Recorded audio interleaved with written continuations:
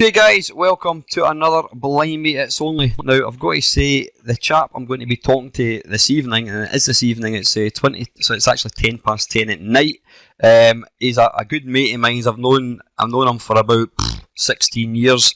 Probably most people won't know him, but you'll be very, very aware of what he actually does. It's Mr. Steve, Mega Drive programmer extraordinaire Snake. Good afternoon, good evening, Steve. Thank you very much for joining me, mate. No problem. Good stuff. I've got to say, Steve, that is probably just about the coolest surname ever. That can't be your real name, is it? Sort of. I take it. I mean, obviously, as long as I've known you, you've always been known as Steve Snake. So, is that the name that you're pretty much known as then? Yeah. Yes, I've been known as that since I was 9 years old. So.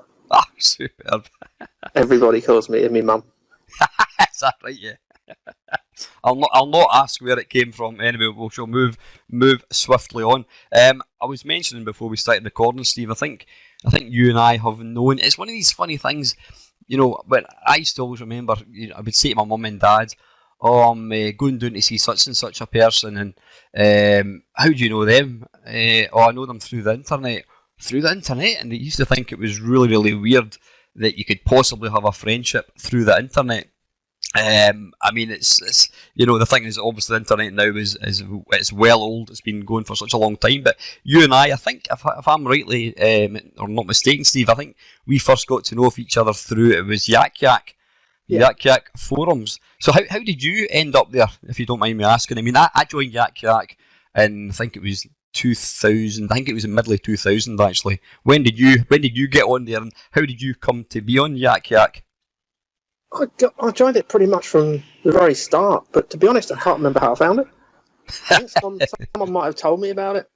I don't remember. Yeah, I think with myself, I mean, Yak Yak was kind of pretty much, well, it was certainly the first kind of forum that I had ever been aware of, and I think it was, you know, I got the internet in 1997, I think it was, and as you do, you just think, you Google everything you can find, Jeff Minter, boom, and you know, you read all this information. Before I knew it, I ended up across in Yak Yak, so it's probably one, I think back in 2000, there was far less websites than there are now, I'm sure.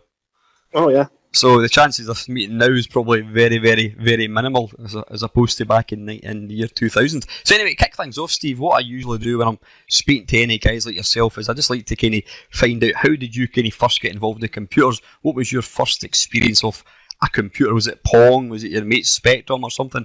What was your kind of history of computers in the very, very beginning? Was it a 2600 or something?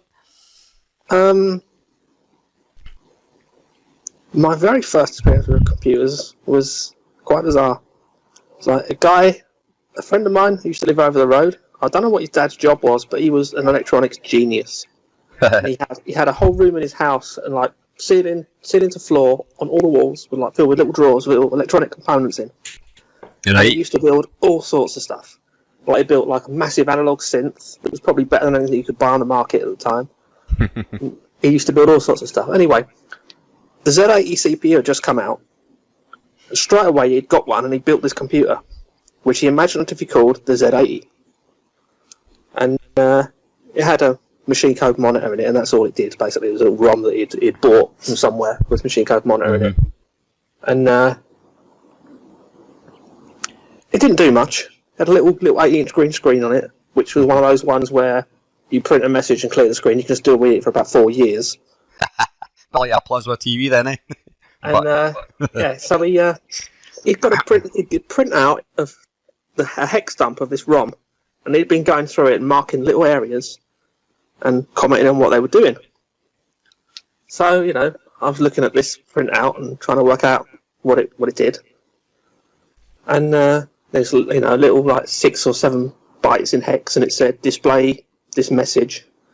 And another one somewhere else that said get input from user and all this stuff. So I'm looking at them, trying to work out how it worked.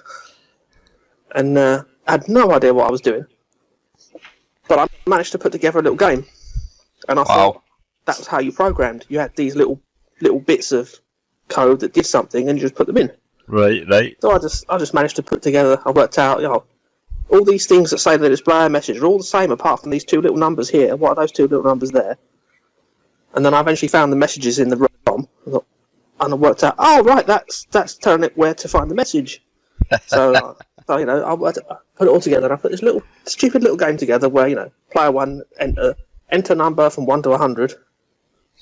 Then it cleared the screen, but you could still see the answer on the screen. So filled the screen with random stuff for about 5 minutes, so that you couldn't read it, and then another player had to try and guess the number. And that was the very first thing. So the very first thing I ever did with a computer was write a game in machine code. Wow! I had no idea what I was doing. Not a bad apprenticeship. So what year are you talking about, Steve? Is that before like the ZX81 came out, or the Z80? Yeah, that was like the Z80 had literally just come out, so it'd be like 79. Ah, right, okay. So that was your mate's dad's computer. At what point did you actually get your first kind of machine then? The first machine I got, I mean, we had an Atari 2600 at some point, but it wasn't mine, and I can't remember when we got it. It was probably quite late on, because it would have been cheap. But the first machine I actually owned was a ZX81. Right, which would be, when would that have been? It had probably been, I'd guess that would have been Christmas 81. Right, okay. And did you right away start programming, or did you go down the games route like most of us did? Oh, programming? I was amazed that I actually managed to get a ZX81, because it wasn't exactly loaded, had no money. So I couldn't afford, that's why I got into like programming, because I couldn't afford to buy the games. So I'll try and write my own. Superb. So I mean, you obviously had, given the fact that you wrote a machine code game back in when it was 1979 or something, you obviously had an affinity for programming. What do you think? Who's I talking to? I was talking to, it was Jim Bagley, I think it was. You probably know Jim, Spectrum programmer. And I was saying, have you got to be good at maths? And he says, no, I'm rubbish at maths. He says it's just about having a logical kind of brain. I mean, would you agree with that? Or? Yeah, well, certainly for like the old 8-bit stuff, you didn't really need any of that. It's only really coming useful once 3D started appearing. Right, okay. So once you got your ZX81, you were just pretty much programming. Were you writing games for yourself, or were you writing them for mates as well? Or? Just for myself at first. I mean, I'd go into the arcades and I'd sit there with a bit of graph paper trying to draw the sprites, and then trying to recreate it when I got home. And did you have much success with that? I mean, have you got any? Have you still got your? Well, have you got any like the sort of code from the ZX81 days? I suppose you wouldn't have any way of keeping it back then, eh? No. Unfortunately. So see your mates. I mean, obviously your mates. They were they playing games and you were programming them? Were they aware of your talent, and did they kind of play test them for you at all? Or? Not at that stage. No, that came later on. That must have been pretty awesome though, having a mate that could just write their own games. I mean, how good were the games? I mean, like stuff like Defender and that kind of stuff. If you were to rate them now, how would you say they were, kind of thing, in comparison to? I suppose the hardware obviously wasn't capable, was it? No, I didn't really. I still didn't really know what I was doing at that stage. I was just messing around, really. And did you actually play the games? Did you write fully fledged games that you could actually play? Well, I wrote a kind of Pac-Man thing. Awful and slow, but it worked. So that was the ZX81. So what was your history from that? Did you upgrade to? I mean, we'll talk about it later on. But did you upgrade to Spectrum after that, or what was your kind of the evolution of your computers? I mean, how long did you have your ZX81 for? Oh, years. I had it for years, but I would spend most of my time in W.H. Smith's playing with the Spectrum. I take it you weren't happy just writing print Steve go to 10, whatever it was. Did you actually write games in John Mentions, did you? I stood in W.H. Smith's one day and I wrote a full version of the old City Bomber type game. Oh, right, yep, aye. No, I wrote that, graphics and everything. Just stood in W.H. Smith's one afternoon. And then I had some snotty kid come up and play it and say, well, it's not as good as the BBC version. Obviously, completely unaware that you've actually just written it there and then. Written it in an hour, Fantastic. So, what after the ZX81? What was that a Spectrum you had? I take it. I eventually got a Spectrum, yeah. And my dad played a joke on me. He told me that they only had the 16K ones left. Oh, And then when I opened it, it was a 48K. Ah. So I was quite happy.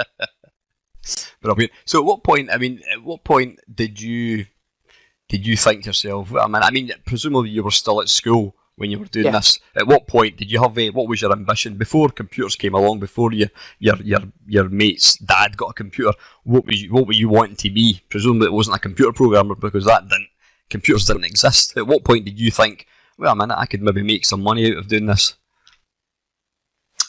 Probably when I had my eureka moment, which was just after I got my Spectrum. Uh-huh. And obviously this machine code stuff that I'd learned before didn't work on anything but the machine it was written for. Mm-hmm.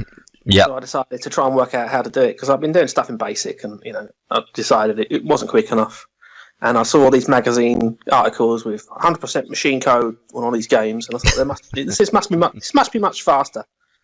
And I'm going to have to work out how this works. So I was looking in the back of the Spectrum manual, where it's got all the character set printed out and all the hex numbers, and it's got all the little machine code opcodes next to it. Mm-hmm. So I'm looking at this stuff that I knew, looking at these things, and I suddenly sort of light went off, and I thought, so that number actually means that thing, and it just sort of twigged straight away. Right. I understood exactly what this code was doing. So then I started looking at the Spectrum ROM and stuff, trying to work out how to mess around with the Spectrum, and then I started writing stuff in machine code. You always just got. I mean, it's always interesting talking to guys like yourself. I say Jim Bagley. I've spoken to a couple of other guys. I've spoken to Gary Liddon, I should say. It's interesting how 99% of kids like myself, I had no interest in programming. I didn't even know what it was. I was just wanting to play games. But obviously, guys like yourself, you've got an inquisitive mind. You're not content with sitting playing a game. You'd rather think, well, how does that work? I could probably do better. I think that's how Jeff Minter started. He was playing. What was he playing? He was playing. Was it Asteroids by a chap called S. Munnery on the VIC 20, and he said it was so bad. He thought I can do better than that, and he did. Obviously, we know what happened to Jeff. So, did you always just preferred? Did you actually play games when you were 16 years old, or was it always programming? I did play games, but it was I didn't get that many of them because I had to rely on other mates buying them, and I'd go around their house and play them and stuff because I couldn't afford to buy them. So it's part and parcel of you couldn't afford to buy your own games, so you just thought, well, there's this other side to computers, and you obviously quite enjoyed it, and obviously you were actually very, very capable at it. Once, obviously, you were saying you had the Spectrum, then Steve. So at what point, when did you actually? I mean, was that your first job, being a programmer, or did you have another job beforehand? At what point did At what point did programming actually become a sort of a full-time job for you? Not so years later. I wrote a couple of games for the Spectrum while I was still at school, and I don't know if you remember a company called Romic Software. Romic. Years and years ago. Was that? I'm trying to think. There's one. I've got an amazing memory for really old computer system. Romic. Was that the one that was like a joystick with a hand holding a joystick? Was that something different? It could be. It might even be. I didn't really know much about them. I just knew of them, and I knew a guy who knew someone who worked there, and he was telling me, I can get your games published. And I'd written these two little games. One of them was like a Lunar Lander one, which was quite good, and there was another one which was a kind of Manic Miner type thing, which was a bit rough because it wasn't finished. But he came round one day and said, I need those games now. So I thought, all right, so let me go and make a copy of them. No, I can't wait, I need them now. So he went off with the only copy of these games I had, and I never saw them again, and the company disappeared. So you never made a single penny out of them then? No. What the hell? What? Disappeared. And this was this Romic you're talking about? Yeah. Romic. What was the name of the game? Do you know? Or did you have a name for the game at that point? I dare say they probably changed the name, obviously, to avoid giving you any money for it. I don't think it ever got released because I think they just disappeared immediately afterwards. Right, I'm just writing that down, so I'm going to have a look for it. Romic. What was it? What was the type of game? Was it? It was a Lunar Lander one. And right, Lunar Lander game. Have you ever actually looked for it? I wouldn't know where to start. No, I'll have a look at it anyway. Okay, and then we shall pen a rather thing with email as well if we get a hold of the guy. That's just not cricket at all. So you wrote a couple of games and you never got anything. So you were saying that you didn't actually start programming. I mean, at what point, when was it you actually got offered a full-time job to program? What was it doing? Oh, well, that was, I was at a computer show, and we were walking past the Audiogenic stand, and they had, I think it was... Oh, right, yeah. And this guy I was with was a bit of a nutcase. He was stood there laughing at it and saying how bad it was. and the guy there said, "Oh, do you think you could do better then?" And he said, "Well, my mate could." Dragged me over. And next thing I know, I'm writing a game for Audiogenic. Wow. So you basically, your pal insulted the guy and then he offered you a job. Yeah. It was just for what, a single project thing. So what was the game then? Did they give you? It was a game that existed on the ST called Impact. It was like an. I loved that game. I never actually played it. So what was the computer you wrote on, Steve? He wanted me to do it on the 64. Right. So it was. I didn't actually know it. I'd actually moved across to the ST at that point.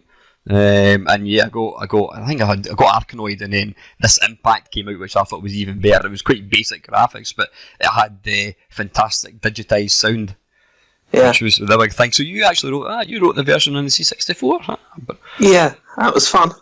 You go and check that one out. Because of course I didn't have an ST, and it's got 96 levels, I think, and there's 128 in total. But the last few you design yourself with the designer. That's right. I had a designer as well. Aye. Yeah.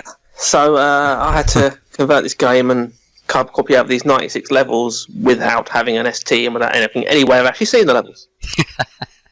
So I pointed this out to them. Oh, we can lend you an ST, no problem. So they brought around the ST, and I had my C64 plugged into a little black and white TV, and the only other telly in the house was the one in the living room. So I had to wait until my mum stopped watching the telly before I could plug this ST in, which was about an hour. And she just finished, and I just started plugging it in, and he turned up and said, "We need the ST back." Well, that's useful. So I ended up having to find a mate who had a 64 and an ST, and I spent the day around his house just like copying these levels over. So he gave the guy that we wanted the program from, you gave you a loan of an ST, then he took it back before you'd even finished. Yeah, before I he was almost still watching Coronation Street at that point. Bloody hell. So you had to borrow somebody's ST to actually do that then. So did that get released then, I take it? That got released, yeah. And did you make lots of money out of that one? No. It cost me just enough to buy an Amiga 500. That's not bad. I mean, Amiga, that was 400 quid back, and that was probably about a quarter of my wages back then, so that wasn't bad. How long did it take you to write this Impact then? Don't remember. Probably about 6-7 months. So as long as that's quite a long time for an 8-bit game, was it? I'm saying that like I would know. So was that part time you were just kind of doing it then, I take it? Yeah, kind of. And of course, the whole had to have the editor as well, and all this rubbish. Right. And so how did that sell? Did you was it royalties or that, or did you just get a sort of a one-off fee? I'm guessing. No, I just got the one-off payment. There you go. Was it? Aye. Excellent. I'll let you go and check that out. Yeah, that was C64 Impact. When was that released, Steve? I'm guessing when I got that for the Atari ST, I think it was between 1987, 1988. So would that be around about when Impact was released on the C64? Yeah, I think it was 88. 88, yeah. It's funny how, if you asked me what I did 3 years ago, I couldn't tell you, but see when you're when you say a teenager, I was in my 20s at that point. If somebody mentions a computer game, I can go, that was 1987, that was 1986. So you can the building blocks in my sort of teenage years. But like I said, if you asked me about last year or 2 years ago, I wouldn't have a clue. I don't know what I have to do yesterday. I'm much to say, I put it down to old age right for me, mate. But anyway, so yeah, C64. I was actually, before we started talking, I did I looked under Wikipedia to see what games you've written, and sadly, it's there's not an awful lot coming up. One of the games which I'm going to talk about now, Rodland on the C64. Now, Rodland is actually it's a a favourite game of ours. I have played the C64 one. I've got to say it's a fantastic version. My daughter and I, we used to play it on MAME all the time. I've got a modded Xbox and I've got it on MAME, and when my daughter was younger, you know, typical teenager, typical child, she wouldn't play it because she kept dying. So what we used to do, we used to put it on infinite lives and we'd end up completing it. But it's a great game, and I've got to say, you've done an absolute stonking version in C64. And I do remember, I think it was that reviewed by Zap? I know it's certainly one of the kind of landmark games. So how did that come about? And that wasn't through Audiogenic, was it? No, that was a long time after. I'd actually been doing Amiga and ST stuff for a few years before that. Is that right? Oh, so that must have been that. When would that be? Kind of early 90s, something like that? Would it be? 89. It must have been 90 or 91. 90, aye. What's quite amazing, I mean, but you know, I make a lot of videos obviously on my YouTube channel. It's incredible how some of the, I mean, there was games coming out for the C64. Is it Monsterland or something in like 1995? I mean, I was almost getting a PC at that point, and yet there were still people playing the C64. So Rodland was kind of one of the later games then, eh? How did that gig come about then? Was it Learning Curve that did that one, or was that the Sales Curve? Yeah, was that who did that one? I think it was, eh? Yeah, well, after I got the Amiga, I started. I'd missed out a whole section really. I did a load of like CompuNet demos on the C64 and stuff. Did you really? What was your username? Because I used to be on CompuNet. Well, obviously I was on CompuNet to download stuff. I didn't write anything. Did you have a nickname at all, or was it just Snake? Was it? Usually with a friend of mine. He was called Stack. We were Snake and Stack. Right. Okay. So you did all. Yeah. I can only find one of my old demos. I did loads. I can only find one. So you were just called Snake. I'll have a look. Have you downloaded the, what's it called, the HVSC, the High Voltage SID collection? Have you had a look? Have you had a look at that? There's only one coming up here saying. Stack, the other guy I did the Commodore 64 demos with, got a job at the sales curve in the meantime. I went off to college, which was a waste of time. What were you going to study, Steve? Was it computers? It was a computer course, but it was like below what I already knew. I can believe that, funnily enough. It was quite ridiculous. That's where I wrote my first emulator as well, because they invented this 12-bit CPU that they were trying to teach us how to learn, and I said, why don't we just learn a real CPU? And I didn't think that was a good idea. I don't know why. Would it made more sense to me to learn a real CPU? But so they invented this 12-bit CPU, so I wrote an emulator for it on the PC. As you do. Yeah. Did you do it? Did you do it at lunchtime or something? I take it. Yeah. But anyway, yeah, I left there. Then did the game for Audiogenic. Got me Amiga. Did some demos, and this guy I knew at the sales curve phoned me up and said that the Amiga programmers there were having problems getting disk loading to work on the Amiga. Had I written some? And I had. I'd written a disk routine, so I sent them the code, and then they offered me a job. So that got me my job there. And so I've been doing ST and Amiga stuff for a few years, and Rodland came about, and someone else was already doing the Amiga version, and I said, right, I want to do the 64 version. And they just said, okay. And they just basically just left me to it. They just said, okay, off you go. There's no schedule, no nothing. It was just, by this point they just trusted me enough to just do it. So it was a fun project to work on because I didn't have any kind of hassle from anybody. I was just left to get on and do it. And were you working? Did you work from home, or was there an office or something you had to go into to do it? In Clapham. Ah, right, okay, down in London, yeah. So did you? What kind of information did you get? Did you have the Amiga version to use, or? We had an arcade machine. Ah, right, okay. And was it literally just playing it and then trying to transfer what you'd seen? We got someone to play through it with some cheat code, and videoed the whole thing, so we could rewind the video and do it that way. And that's basically what we had. So. And what about the graphics? Was that just basically trying to translate what you'd seen and obviously put it on it? Rob Whittaker, who was a brilliant 64 artist.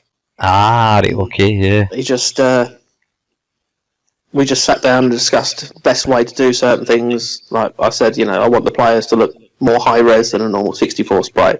So we decided we were going to do a multicolour sprite and then a high res single colour black outline around it to make it look more high res. It is a very distinctive looking game. It's a very pretty looking C64 game. Yeah, and everything else I just left up to him because I knew he knew what he was doing, and he did a great job on the graphics. And I just got on with the game. And that was it. So how long did that take you, sort of, all in? Again, that was probably about 8 months. Yeah, I suppose even at that point, I mean, when you did Impact, did you do that all yourself? Yeah, that was all me, yeah. Aye, but yeah, and even then, just a few years later, there was a team of 2, which obviously makes a big difference kind of thing. Yeah. So, listen, I'll let you just continue to talk. So after Roadland, what were you doing in between? Did you write any? You mentioned you were writing demos on the Amiga. Did you do any games for the Amiga at that point? Because I know you were involved with Swiv, weren't you? Yeah, because that was what they needed. No, it was actually Silkworm. Silkworm. Sorry, that's yeah. They wanted. That's the first thing that had my Amiga loading system in it. Amiga loading system. What? Yeah. Oh, it was where it constantly just pulls information across. Yeah, but it wasn't that advanced by that point.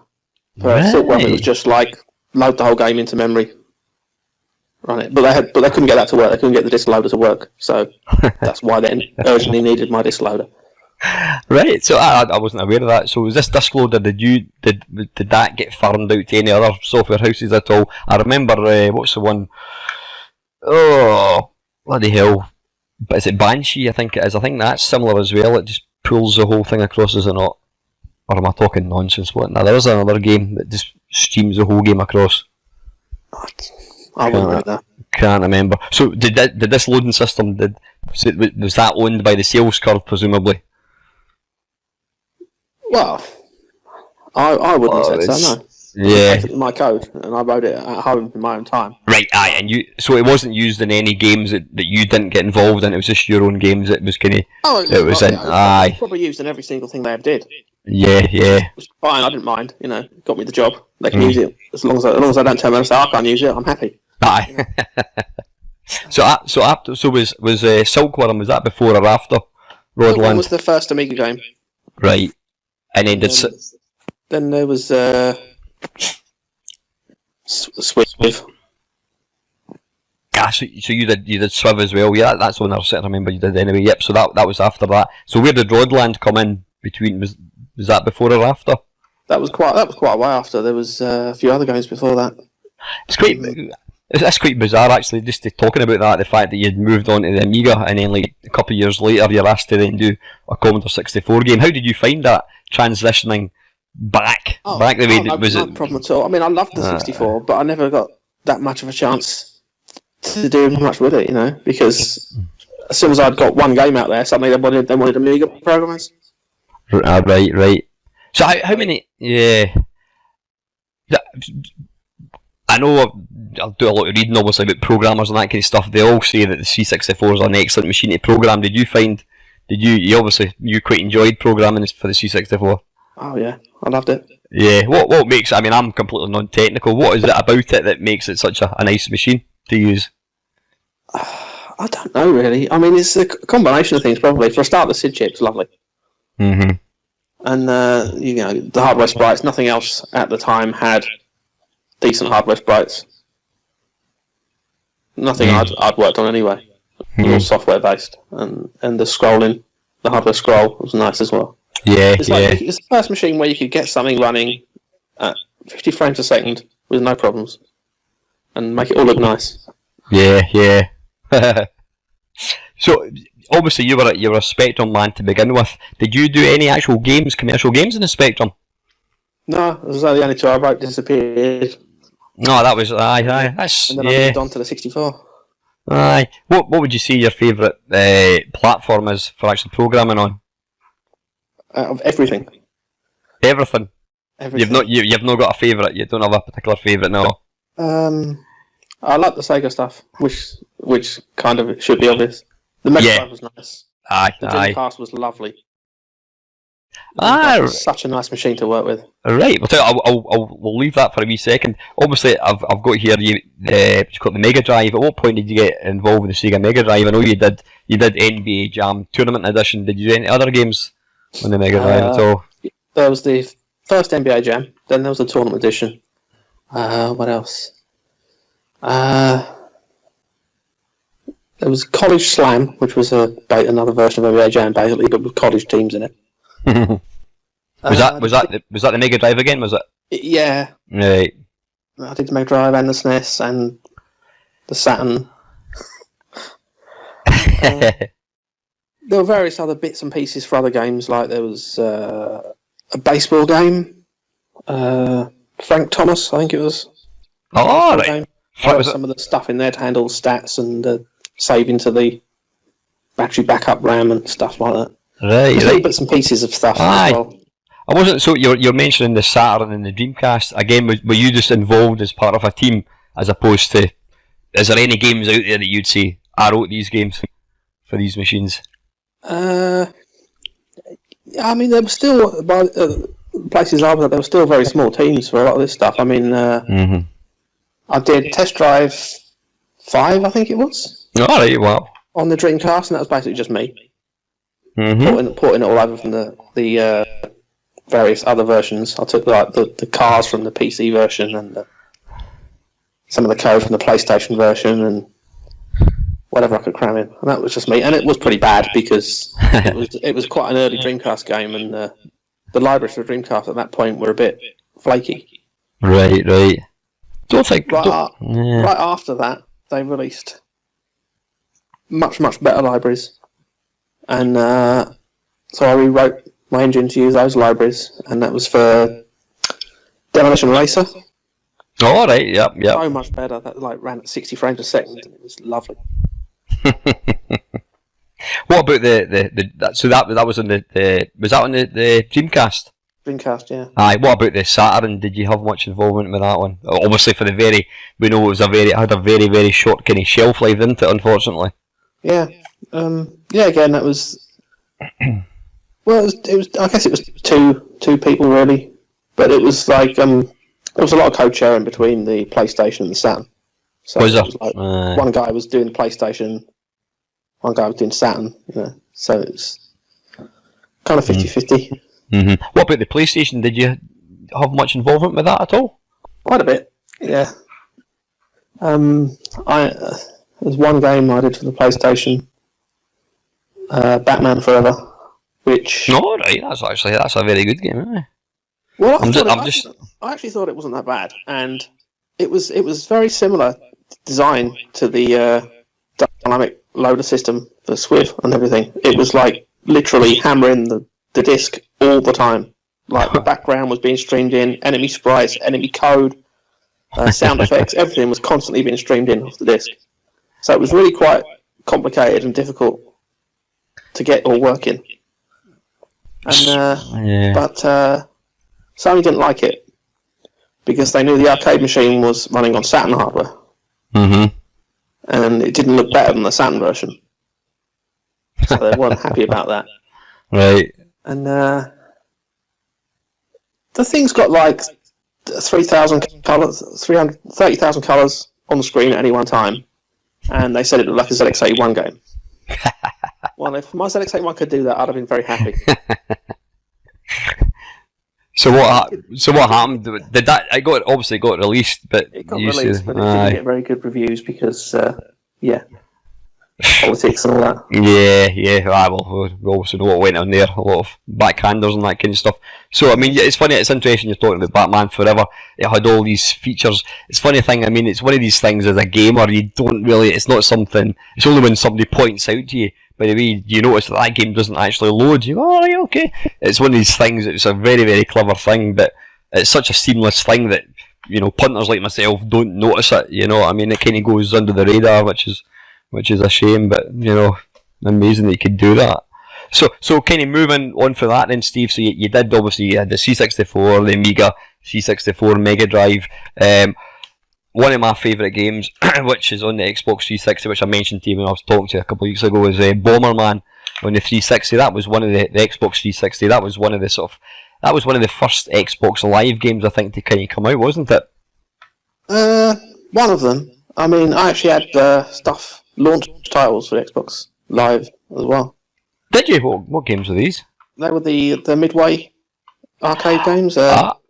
Run, Joust. Right. What was the company that did them again? What was it? It was Digital Eclipse. That's Digital Eclipse. They've actually, when you think of that, man, they've done so many things, even on like the Game Boy Advance and that. Right. So you're actually involved in all that, yeah. Oh, brilliant. So how did that actually come about? Was it emulating these machines? I'm guessing. Yeah, that was a bit of a weird one. I was working for a company called Bright Designs in Middlesbrough, and come to the end of our project, and the publisher wasn't paying us anymore, so we were all not getting paid, and it was a big panic. And then some guy in Canada, I used to work with for Acclaim, had gone over to Canada, and he phoned me up, and he was like, "Oh, we need someone over here working on this project."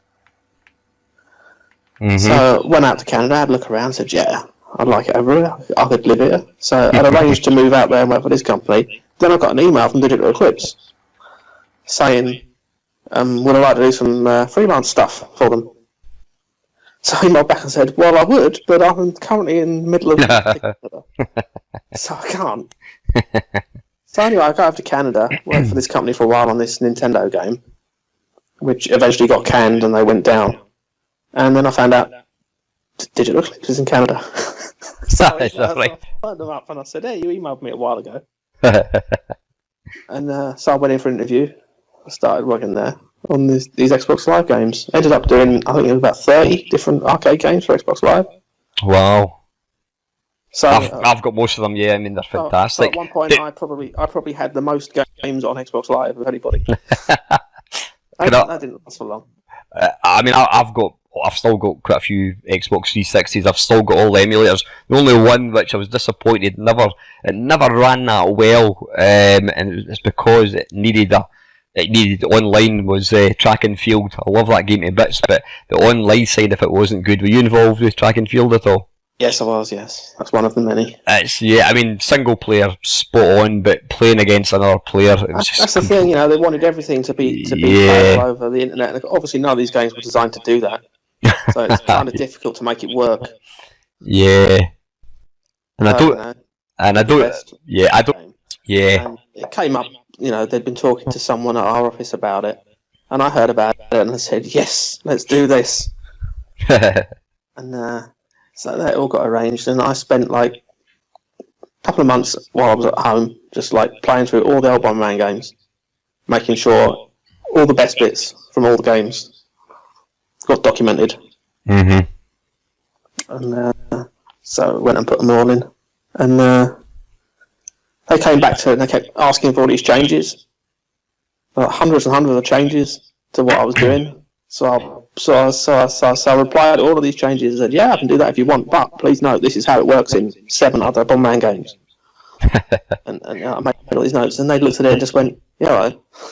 I kind of realised that I knew what I was doing. Yeah. So did you do the graphics for Bomberman as well? No, I didn't do the graphics for it, but I did pretty much everything else. It's quite. It's a beautiful looking game as well. It plays. It's Bomberman. I mean, I've got a MAME cab upstairs, and one of the favourite games that myself and Ava, my daughter, plays is Bomberman. Is it Bomberman? Is it Bomberman 2? It's on the SNES, but it's just I love all the Bomberman games. They're just it's like the pure essence of gaming. Simple controls. One button to plant a bomb, whatever it is, but beautiful. But got to say, I mean, we've actually caned the 360 version, loved it to bits. So my daughter's well impressed that I know the programmer as well. You know what I mean? So, but that was one of the first games I think that I kind of became aware of sort of in-app purchases, wasn't it? You could download the various costumes and that kind of stuff. Yeah. I think, but that cracking game, and I've still got that. That's only sad thing for me is, I mean, I've got all old systems, Spectrums, Ataris, you name it. I've got them. Play all the games all the time. I mean, I prefer playing old games to new games. But one thing that I'm really I'm aware of, like most people, is obviously probably the fact that you can't get these games anymore. I don't think you can probably even download half the games. And so when eventually my 360 falls over, we're going to lose access to these games. I mean, did these games ever actually get released on a disc? I think they did release some Midway compilations, I think, I think they did at some point, yeah. Aye. Most of it, no, it's not on disc. But I mean, like Bomberman, for example, that was never released on disc. So technically, is that game still available to buy? Do you know, on Xbox Live? I don't know. You've never actually checked. Well, did the royalties stop coming in after a while, or did you? I never saw any of those, so I don't know. But I know some of the Midway stuff disappeared off there when Midway closed down. Aye, I think it did. I think. Yeah, you'd probably find even stuff like Track and Field. In fact, what was the game I was playing? I was making a video recently of Outrun 2 on the Xbox, which is an amazing game, and you can't get that anymore. You can't. No, sorry. I was playing the Xbox one, but they did release it on the 360, but you can't get it anymore. I don't know if it had anything to do with the fact that it was the license for Ferrari or something expired. I don't know what that is, but it's I suppose for 99% of gamers, they're not interested in playing a game from 20 years ago, whereas I am. But it's a shame to think that technically, like Bomberman in the 360, there's going to become a time where that game is no longer available and you can only talk about it because you can't physically play it. I mean, has there ever been like an emulator of any kind? I mean, we're going to touch on emulators because you're into your emulators in a big way. Is there any way of like that you could get that code for Bomberman running on a PC? I dare say you probably could, but would it be allowed, do you think? Is it something that would ever see the light of day, would you imagine? I doubt it. I mean, I actually wrote most of it on the PC. So, I know I could get it running on the PC. But, no. Nah, well, I'll bear that in mind if my 360 falls over and I need my fix 360 Bomberman, I know where to come anyway, so excellent. So anyway, that leads rather nicely on to obviously emulators, Steve. I mean, you're, as I mentioned at the start of the video, probably not many people, at least from the early days, know of you.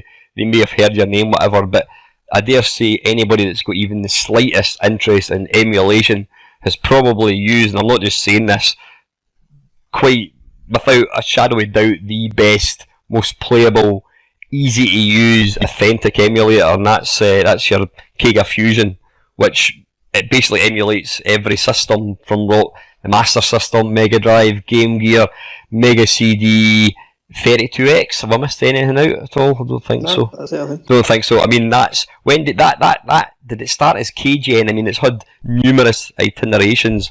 Yeah. Well, basically, that all started. As I say, I wrote like a silly little emulator when I was in college, and I kind of wrote a Spectrum emulator that I never finished for the Amiga after I realised it was never going to be quick enough. And I got aye. I got a Pentium when the Pentium 90s first came out. I got one of them, and I realised it could draw quite a bit of stuff at 60 frames a second. So I set about writing a Game Gear emulator.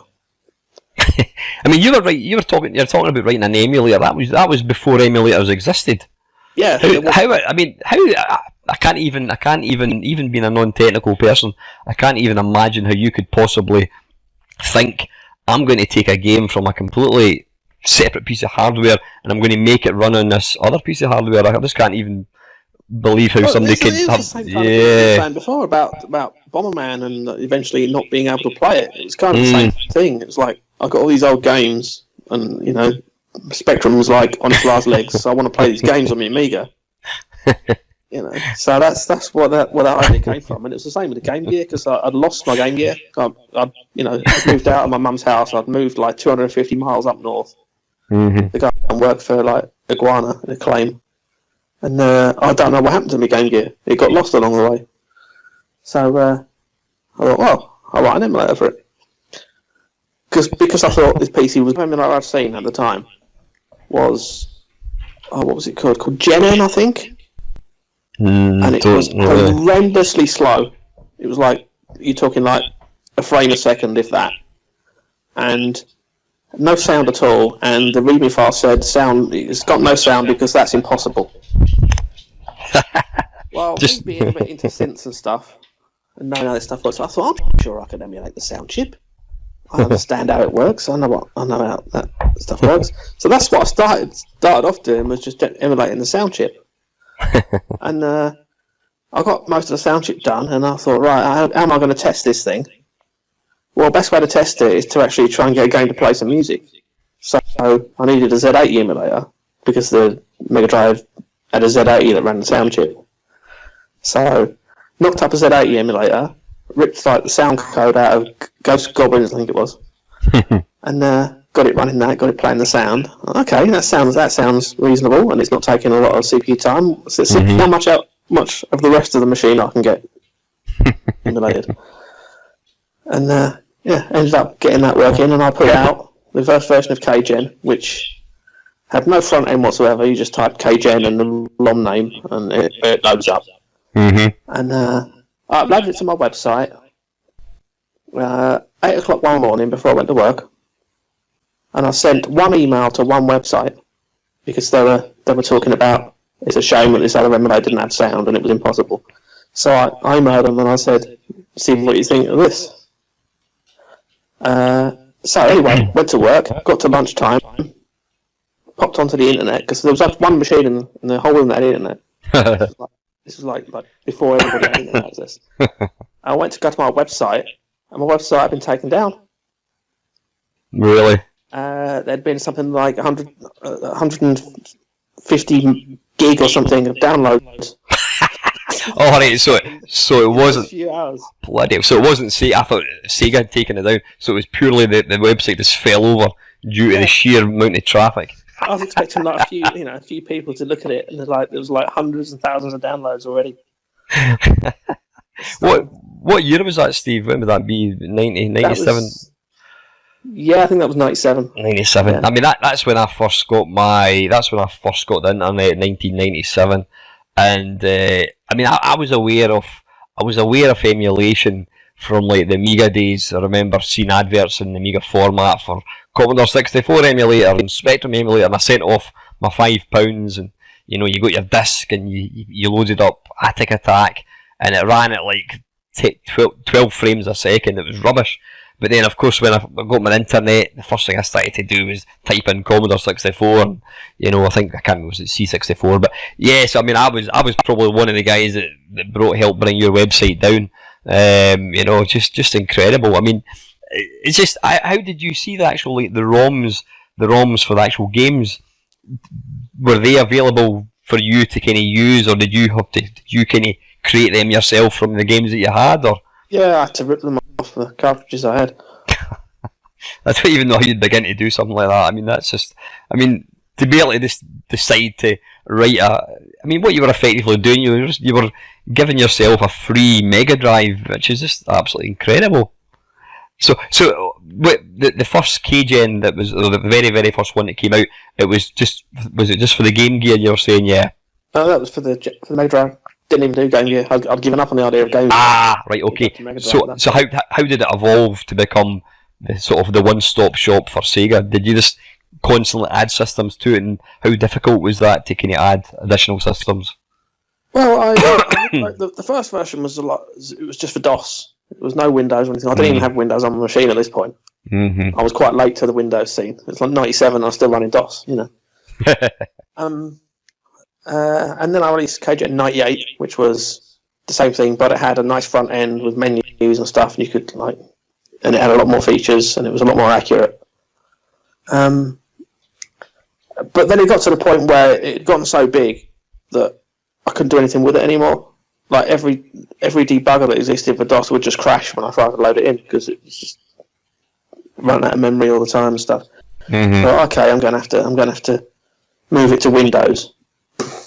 And I just started moving it to Windows, and then I got an email from somebody at Sega.com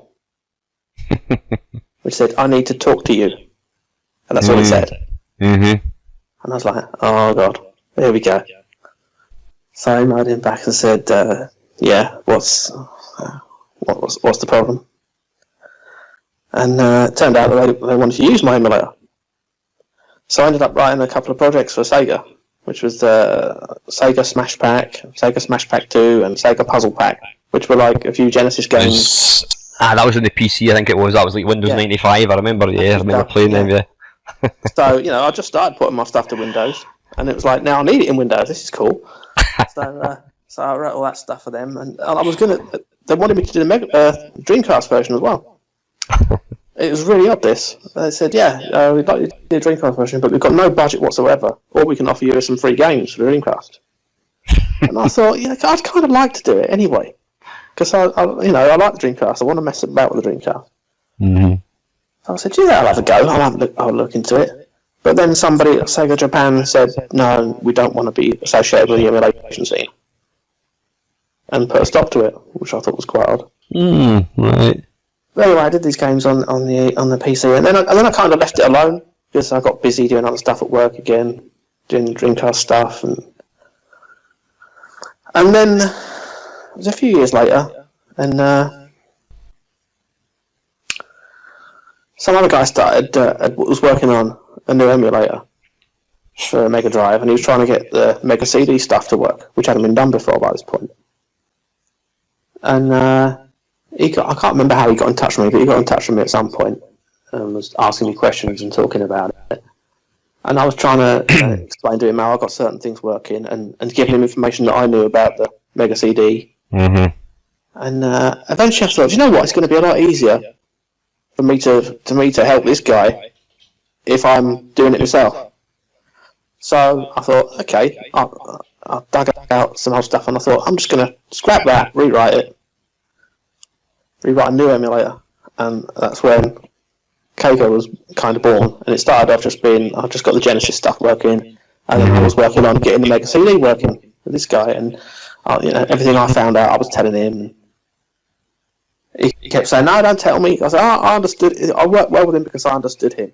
Because every time I found out something that we'd both been trying to discover how it worked, and I'd say to him, I found out how this works, and he didn't want to know. I want to find out myself. And I was the same. If he ever said to me, I know how this works, I said, no, leave it, I'm going to find out myself. And we were kind of egging each other on to see who could work out how the stuff worked first. We didn't tell each other. Only when we both knew how it worked, we'd then talk about it. So did what? Yeah. And everyone got this idea that we were like in competition with each other. I mean, we weren't at all. We were like completely opposite. There was no competition. We were doing it for the fun of it. Did he actually release any emulators at all then? Yeah, he did. There's a guy who did Gens. Gens. Still around. He kind of gave up on it long before I did. You kept I still haven't given up on it. I just haven't had a chance to do anything with it. I've got to say, I mean, you're probably talking to, I mean, main meister. You can take for that what you will. In the sort of circles, internet circles, I tend to be the person to go to for emulators. I've literally been into emulators since guys like yourself have been writing them. So I've pretty much used them all, Android and that kind of stuff. I mean, Kega Fusion is just when I get a new build or a PC and I've got to install emulator, I've got to mess about with BIOSes. I know that Kega Fusion, I bang it on, boom. It just works. It's just that's how I like stuff to be. It's like plug and play, it really is. And you've got the best sort of authentic TV picture look to it as well. It just looks amazing. Like really, you've absolutely nailed it. I just wish every other emulator could be as good as that. I don't like icons and stuff like that. Nah. That's the problem with a lot of things I've tried to use. They have these row of icons, and I don't know what the hell they even mean. You just drag. I just want it to tell me exactly what's going on. Drag the ROM across, boom, you're away. Yeah. It just works. Absolutely fantastic. So I mean, obviously, the last you then incorporated. So you got the Mega CD working, then you incorporated the 32X, which we'll not say too much about. It's the only system that I've actually bought. And then I sold it because I thought it was pretty shit. There's not many good games for the 32X. You should have kept hold of it. Because you see how much they're going for on eBay now. Yeah. I sold it about 3 years ago, probably just before it kind of became silly. But I'm one of these guys. I buy stuff. I don't buy things to make money on. I buy it to play with it, and I realised it was sitting in a cupboard, never getting used. Because I blame you actually, because I thought, what's the point? I mean, you've probably, if you've ever owned if you've ever owned a 32X, you've got to have it's piggybacking the Mega Drive. You've got all the bloody different. I mean, there's less wires in a PlayStation VR, I think, than this 32X thing. It was so much hassle to load it up, whereas I could just switch the Xbox on or my PC on and load up bloody Kega Fusion, bang, and play the games there perfectly. So, you know, it was thanks to Kega Fusion that I thought, well, I don't need to have these. Saying that, I've got my Mega Drive, I've got my Dreamcast and all these. I still like using original hardware, but yeah, Kega Fusion's just an absolute awesome. So awesome bit of software. When did you actually last update it? I mean, am I right in thinking I've never found any bugs in it? It just works. Have you ever had any reason to update it? When was it last updated? Last update I think was probably 2008 or 2009. Yeah, that's probably right. This is the thing. I kept getting emails from people saying, when's the next update to Kega? And I'd like, well, what do you want doing to it? I said, I don't know. So, well, you know, that's the point. Unless there's something for me to actually do, there's no point in updating it. I want to update it now because it's got to the point now where, you know, the different operating systems have come out. There's been like Windows 8 and Windows 10 since I last updated it. I'm sure there'll be some issues with some machines on Windows 10. But I've got to say, I've never had so much as a single problem with it on any operating system, and I've been right through from Windows 95 to bloody Windows 2000, Vista, you name it. What was the other one? XE? Was it 8? No, what was it? Millennium. Windows. We'll say nothing about that one, but it's just always worked. And I mean, I'm running Windows 10 at the moment, and it's absolutely flawless. It works flawlessly. Talking about updates, what is the chance? Would you ever look at incorporating the Sega Saturn and the Dreamcast? I mean, I know the Sega Saturn, I believe, is quite a fidgety machine to kind of emulate. Is that correct? Yes, it is. But again, I just love Sega hardware. I don't know what it is.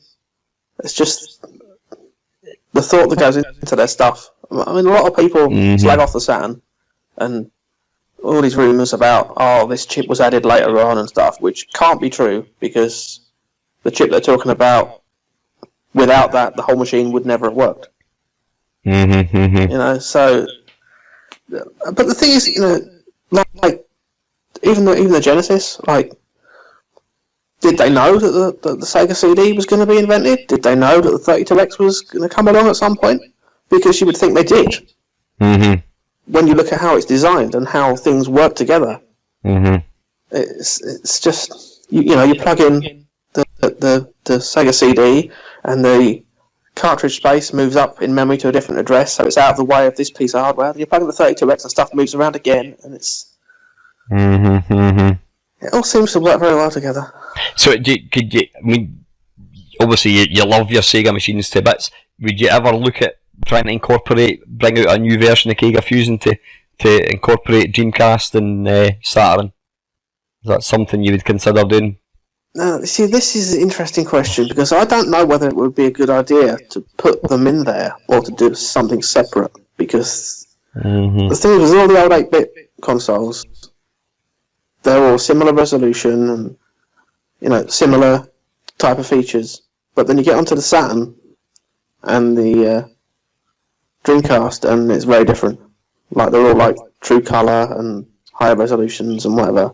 Right. Okay. And while it could be put into Kega Fusion, there wouldn't be that much point, if you see what I mean, because there would be no shared code. There would just be new code for those systems that's completely separate, and it would make the program more difficult to debug. Aye. So I don't know. Would you bring out a Kega Fusion Saturn flavour then? Would you ever bring out, because right now the Saturn's one. I mean, I've got a Japanese Saturn which I love to bits for all my shoot 'em ups. Have you? I've got a US, a UK, and a Japanese. I've just got the one, and I've got a couple of Dreamcasts as well, which I love to bits. See, I've only got one Dreamcast. I had two, and I gave one away, and I wish I hadn't. It's funny how we all did things like that, eh? I gave one away as well, but I've managed to get, my mate gave me one a couple of years ago. But so I've got two Dreamcasts, one Sega Saturn, but the Saturn's one machine that I've never actually tried to emulate. The thing for me is with like sort of CD-based games, it's all very well emulating it, but when you've got to download a bloody image file which is maybe 600 meg, whatever, it's like, what's the point of that? I've got it upstairs, I can use that. Moving on from the Sega side of things, obviously we've completely omitted Clive, which was your attempt at a Spectrum emulator, and very, very good at it too. That didn't seem to, you never really updated that for very long, did you, Steve? Well, I updated it many times. I just never got around to releasing it. I think you gave me 5.3 or something. I think you gave me a fairly recent one, maybe like a couple of years ago. I think it was. Yeah. What was it? Yeah. So why didn't you release it? I mean, there is always a lot. The problem is really that I didn't have anywhere to put it. Like, as I say, like every time I try and put anything on a website, it just kills the website instantly. So I have to rely on other people who have websites that can handle this stuff. And, you know, Kega Fusion was always on, like, a Sega website. So right. I can't really put Clive on a Sega website because it's not a Sega system. I didn't really have anywhere to put it. Yeah. So I always planned to do it, but I was just going to add as much stuff to it as I could and then put it out. Mm-hmm. And there's all sorts of stuff in there. I mean, the version that you've got, I took a load of stuff out of because it wasn't finished. Mm-hmm. I didn't want to give you a buggy piece of crap that crashed all the time. Mm-hmm. But like, you know, I had ZX81 and Jupiter Ace and all sorts of stuff in there. Yeah, and again, it's one of these ones that just works. I mean, I did buy Spectaculator. It's £20 or something, which is it's an amazing piece of software. But I use that and Clive. It just depends what I'm doing, type thing. You know what I mean? But that's a wonderful thing. I mean, are you still involved in emulation at all? Do you still programming emulators or what? I've got tons of stuff knocking about that I've started and not got around to finishing. And I'll definitely plan on doing more stuff. Mm-hmm. I mean, I wrote an emulator a couple of years ago for a console that nobody's ever heard of. Just because nobody had ever heard of it and there wasn't an emulator. Go and hit me with what's the name of the console, Steve? It's called the Super ACAN. The Super ACAN? Yeah. It's a thing that got released in China, I think. Or Korea, maybe. I can't remember. But it was like about 10 games for it, and that's it. Right, no, I can't say I've even heard of that one, I must admit. So most people have. You've got, no documentation for it whatsoever. Managed to hack it apart and which I may watch at some point, but I don't know if anybody can be interested. Yeah, I was going to ask a stupid question. You've obviously written the best one-stop shop for Sega. Would you ever think about doing the same for Nintendo, or is that a legal nightmare? Would you say a legal minefield when it comes to things like that with Nintendo? Or have you got no interest in bringing out an emulator for Nintendo stuff? Not really. I mean, I've written the SNES emulator, but it's not for release, and it's probably nowhere near as good as the ones that are out there now because it's like it was just done just for my own interest, really. Yeah. So you have done one, but you've never actually put it out there. Yeah. Yeah. I mean, I kind of made a bit of a deal with a few people years ago, like in the early days of SNES 9X before it had sound. I helped the guy. Oh, right, yeah. Helped the guy in there get the sound working, and I kind of promised him that I'd stay away from SNES stuff, let him do it. And the same with the PC Engine. I was talking to the Magic Engine guy. I bought that. I bought that way back when it first came out, and it's basically the Kega Fusion of the Magic Engine. Yeah. I mean, I'd stay away from that stuff. So there's no stepping on any toes then, eh? Yeah. Brilliant. So what are you actually up to these days, Steve, coding wise? What are you doing now? As I say, I've got loads of my own little projects kicking about. I mean, I've got like a Mega Drive demo / game that I started and never finished. I've got a Mega CD demo that I never finished. I've got an Atari VCS version of Pac-Man that I started and never finished because I didn't realise other people had already done that, and then I kind of got depressed when I found out they hadn't stopped. But I might go back to that. Did you ever? Bits of emulators that I started and never finished, and Yeah, so I've got all that stuff going on. There's loads of other things that I've had in my head for years that I want to write. Loads of stupid little games and utilities and things. Remember, if you ever want anyone to help playtest, I'm your man. I love all these kind of things. Have you played Jamie Hampshire's Wicked Father? I have, yes. Brilliant. I have. Evil. It's an absolute soddy game. Actually, Jamie was, I think, the third person. I did a Blimey at Soul, and I spoke to Jamie. It's actually worth check out in my playlist. It's worthwhile, really good. I think did we? I think it went over 2 parts actually. But it's an absolute soddy game. But as he says, the more you practice it, it's all in the timing. Right, okay, now I can start swimming. Because if you just hammer it, you just keep sinking further and further down. But it's a brilliant game, and you know what he achieved with the 2600 was amazing. Very. Well, the 2600 is a very odd machine to work with. Have you done any sort of? I take it you've written a few games for that as well, which you've never released, or? Not officially, no. I mean, I got offered a job working on it years ago. Did you really? Yeah. But the guy who was offering me the job knew nothing about the hardware, and I knew nothing about the hardware. So he was telling me this stuff, making it sound like, I mean, it is a bit of a nightmare, but he made it sound like a total nightmare because he didn't really know how it worked. And I just thought, yeah, I don't think I'll bother with that. If I'd have actually spoke to someone who knew the hardware, tell me this stuff, I'd have thought, it's not too bad, I'll give that a go. It's quite interesting. But, you know, that's how things go. So that was enough to put you out. Oh, I can hear my voice here. Yeah, brilliant. So what gaming wise do you play video games? Not so much at the minute because I just never seem to have the time and was working on something. Right. Yeah, I've got, I haven't got anything beyond the 360. I haven't bought an Xbox One or a PS4 yet. Yeah, I've got them, but I've got to say I hardly use them. I mean, yeah, that's just me. I tend to buy stuff and then I don't actually use it. I must have about 100 Xbox 360 games which I've never played. Yeah, I mean, I've only just started playing the first Portal. The first Portal? Portal, yeah. Oh, I did try that game. I mean, they were raving about it on the forums and that, but I kind of got stuck quite easily. It's a bit too technical for me, but it's an amazing game. It's an amazing concept. It's a very, very clever game. One of my favourite games on the 360, I've got to say, is Crackdown, one of the originals. I know Gary Liddon and Gareth Noyce, they were involved in that. That's a lovely game. Like, graphically, it's not that great, but it's a brilliant first true sandbox game, and it never gets dull. Willing to kind of throw cars at people and things like that. It's a fantastic game. But yeah, I'm very much although I've got all the systems, I'm very much an old school. I'd much rather fire up Game of Manic Miner than faff about with the bloody intros into sort of modern games and that kind of stuff. But so what? I'm going to complete Sonic 3. Well, you've got an emulator to run it on. You've got in fact, you've even got save states. So that's cheating. I don't. Well, so you don't actually use them yourself. I must admit, I'm like that as well. Even when I play MAME, I don't ever, unless my daughter's playing a game like Rodland, I never ever put more money in, which I know isn't the case because in the arcades they want to put more money in. But I'm very much a one credit, boom, die, right, start again.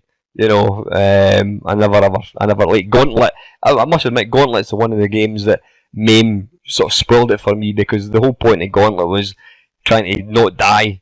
But when you've just got infinite money, kind of thing. Yeah, when it doesn't matter if you die, it kind of ruins it, doesn't it? It kind of ruins the appeal a wee bit, But definitely, I'm very much old school sort of thing. So, listen, Steve, time is wearing on. I think I've actually covered all my questions. It's been an absolute blast for me. I just hope that this turns out okay. It might be that people have got to turn it down when I'm talking and turn it up when you're talking, but we'll definitely tie up again if that's okay, mate. It's been an absolute honour. Thanks for joining me. Take care, man.